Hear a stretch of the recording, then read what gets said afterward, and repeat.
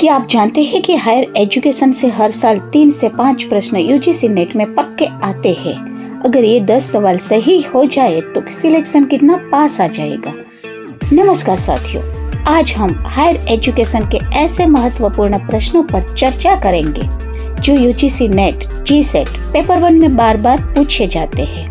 इस वीडियो में आपको न केवल प्रश्न मिलेंगे बल्कि उनके पीछे की सही सोच और ट्रिक भी समझ में आएगी। तो चलिए शुरू करते हैं। प्रश्न, भारत में उच्च शिक्षा के क्षेत्र में राष्ट्रीय शिक्षा नीति 2020 NEP 2020 द्वारा प्रस्तावित HECI का पूर्ण रूप क्या है?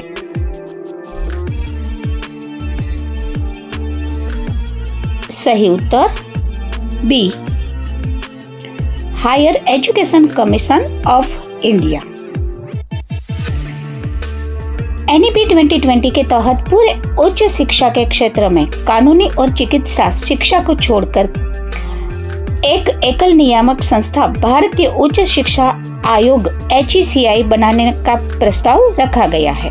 यह संस्था UGC और AICTE जैसी मौजूदा संस्थाओं की जगह लेगी ताकि शिक्षा प्रशासन में अधिक स्पष्टता और सामंजस्य लाया जा सके। दूसरा प्रश्न है, राष्ट्रीय मूल्यांकन और प्रत्यायन परिषद NAAC का मुख्य कार्य क्या है? सही उत्तर बी, उच्च शिक्षण संस्थानों की गुणवत्ता का आकलन और ग्रेडिंग करना। NAAC की स्थापना 1994 में हुई थी। उनका मुख्य उद्देश्य कॉलेजों और विश्वविद्यालयों की शैक्षणिक गुणवत्ता, बुनियादी ढांचे और शोध कार्यों की जांच करना है।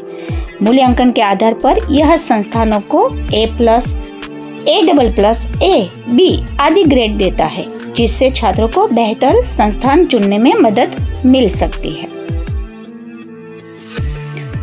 अगला प्रश्न है, मद्रास, बॉम्बे और कलकत्ता विश्वविद्यालयों की स्थापना किस चार्टर या रिपोर्ट की सिफारिश पर की गई थी?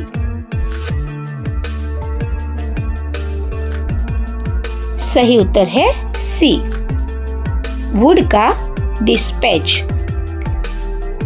1854 के वुड के डिस्पैच को भारतीय शिक्षा का मैग्ना कार्टा कहा जाता है।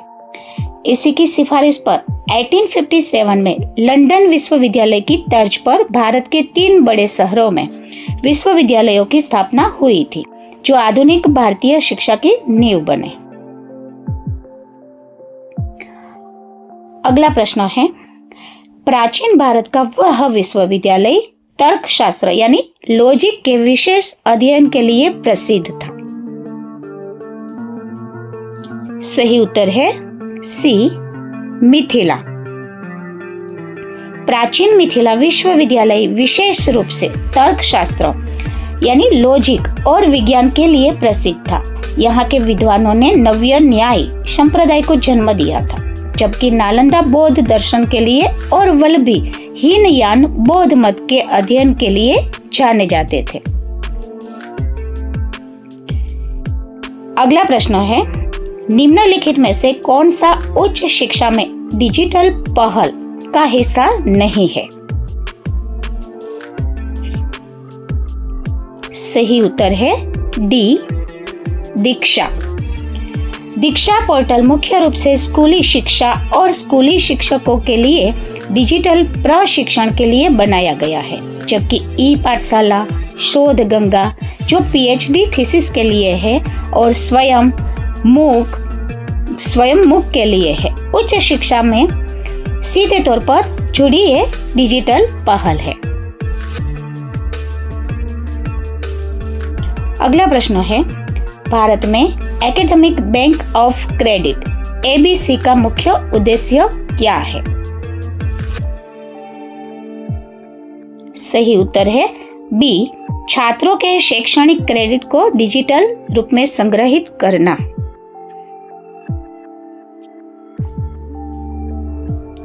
ABC एक डिजिटल भंडार है जहां छात्रों द्वारा अर्जित क्रेडिट सुरक्षित रहते हैं।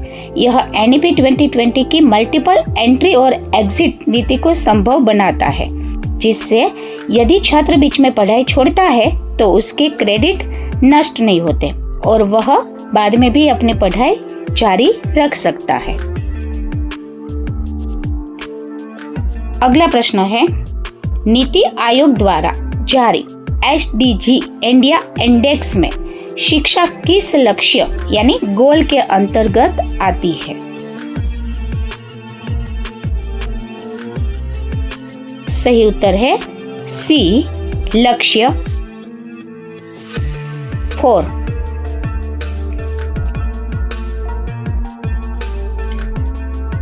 गुणवत्तापूर्ण शिक्षा क्वालिटी एजुकेशन के लिए ये समर्पित है। यह सभी के लिए समावेशी, समान और आजीवन सीखने के अवसरों को सुनिश्चित करने का एक वैश्विक लक्ष्य है। अगला प्रश्न है, उच्च शिक्षा में समानता का क्या अर्थ है?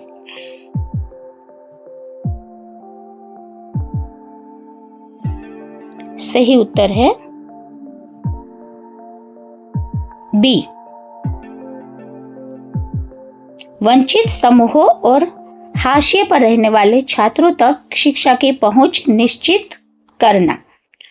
उच्च शिक्षा में समानता का अर्थ केवल सबको समान अवसर देना नहीं है, बल्कि उन समूहों जैसे SC, ST, OBC महिलाएं और दिव्यांग को विशेष सहायता प्रदान करना है, जो ऐतिहासिक या आर्थिक कारणों से पीछे रह गए हैं, ताकि वे भी मुख्य धारा की शिक्षा से जुड़ सके। अगला प्रश्न है, अटल रैंकिंग का उद्देश्य क्या है? सही उत्तर है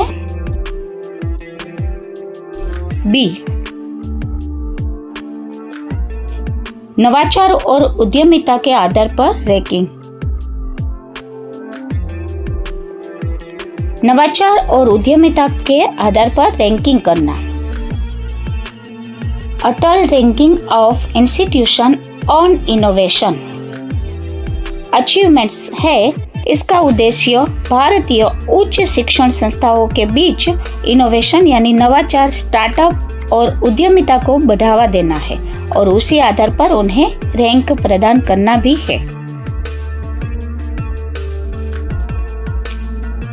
दोस्तों, अंतिम और 10वां प्रश्न है, उच्च शिक्षा में CBCS प्रणाली का क्या अर्थ है? सही उत्तर है B, choice based credit system. Choice based credit system CBCS एक छात्र केंद्रित मॉडल है जो छात्रों को अपनी पसंद के अनुसार विषय चुनने की सुविधा देता है। इसमें पारंपरिक अंक प्रणाली के बजाय क्रेडिट और ग्रेडिंग का उपयोग किया जाता है, जिससे वैश्विक शिक्षा मानकों के साथ सामंजस्य बिठाता है। तो मित्रों, ये थे 10 प्रश्न।